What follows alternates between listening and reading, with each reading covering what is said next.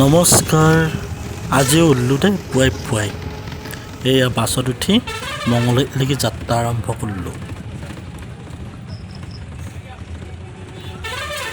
যাই এয়া মঙলৈ আৱৰ্ত ভৱন পালোঁ। ৰাস্তাটো কিবাকৈ পাৰ হৈ আমাৰ মিটিং হোৱা ৰুমটোলৈকে আগবাঢ়িলোঁ। এই মুখাচিৰি বগৈ ৰুমটো কিবাকৈ পালোঁ। দেখিলোঁ মানুহ একদম ভৰ্তি হৈয়ে আছে। এয়া বিভিন্ন বিষয়ববীয়াবিলাকৰ লগত আমাৰ মিটিংখন আৰম্ভ হ'ল। ৰুমটোৰ পৰা এবাৰ আমাৰ বাহিৰত দিগিও দেখাই দিলোঁ। তাৰপৰা বিধায়ক মহোদয়ৰ লগত গাড়ীত উঠি আমি যাত্ৰা আৰম্ভ কৰিলোঁ খতৰা মন্দিৰলৈকে। তাত আহিছে আকৌ উত্তৰ কমলাবাৰী সত্ৰৰ সত্ৰাধিকাৰ জনাৰ্দন দেৱগোস্বামী। বিধায়ক মহোদয়ে ইয়াত তেওঁক গামচা দিলা, তাৰপিছত বহি লৈ কথা পাতিলা।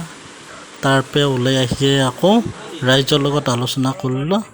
এইয়া বিভিন্ন এই ৰিলিফৰ কথা, বানপানীৰ কথাটো ৰিলিফৰ কথা আলোচনা কৰিলা। এনেকৈ দুই এটা মানুহক লগত আলোচনা বিলোচনা কৰি আকৌ গাড়ী উঠি আমি আৰম্ভ কৰিলোঁ আমাৰ হীৰাপাৰালৈকে।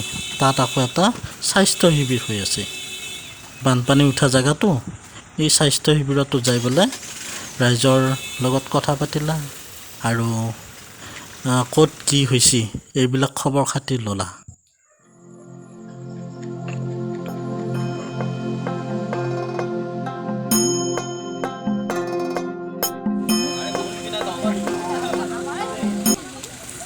এইবাৰ আকৌ আমাৰ যাত্ৰা পদ্মাঝাৰলৈকে।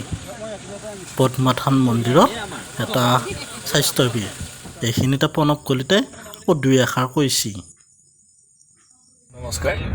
আমাৰ গোপাল কৃষ্ণ ডেকাৰ এই ইউটিউব চেনেলটোৰ দৰ্শকবাসীলৈ মই নমস্কাৰ জনাইছোঁ। আমি এতিয়া পদ্মা তিনিভাৰতীয় বিদ্যাৰ্থী পৰিষদৰ সহযোগত আমাৰ বিধায়ক ডক্টৰ পৰমানন্দ ৰাজবংশীৰ উদ্যোগত এটি স্বাস্থ্য শিবিৰ হৈ আছে আৰু আমাৰ লগত আজি উপস্থিত আছে মাজুলীৰ উত্তৰ কমলাবাৰী সত্ৰৰ সত্ৰাধিকাৰ জনাৰ্দন দেৱগোস্বামী প্ৰভু আৰু আমি সকলোৱে লগ হৈ এতিয়া পদ্মা থান দেৱালয়লৈকে গৈ আছোঁ।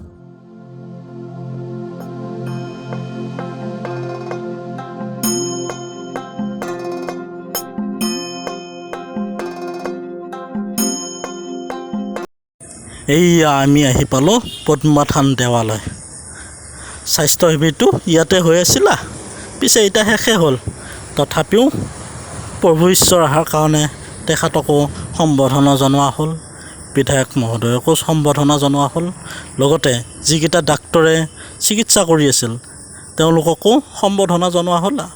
এইখিনিতে প্ৰভু ঈশ্বৰে আকৌ দুই এখনমান বক্তব্য ৰাখিলা, আমাৰ বিধায়ক মহোদয়েও ৰাখিলা।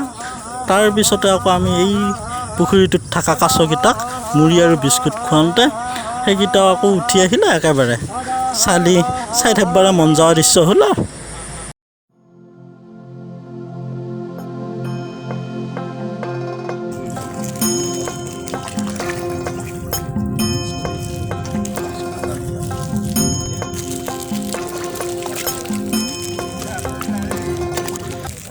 প্ৰভু ঈশ্বৰেও মুড়ি আৰু বিস্কুট খুৱালা। কি যে নান্দনিক দৃশ্য সেইটো। তাৰপিছতে আমি এটা বেমাৰীৰ খবৰ ল'বালৈকে ওলোৱা। এইগৰাকী হৈছে সেইজন বেমাৰী, বৃক্ক ৰোগত তেখেত আক্ৰান্ত হৈ আছে। তেখেতকো খবৰ খাতি লৈ আমি ঘৰমুৱা হ'লোঁ। আৰু এতিয়া সিমান সময় আপোনালোকে ভিডিঅ'টো চাই আছেই, চাই কেনে পালে জনাব, আগলৈকেও চাই থাকিব। ধন্যবাদ।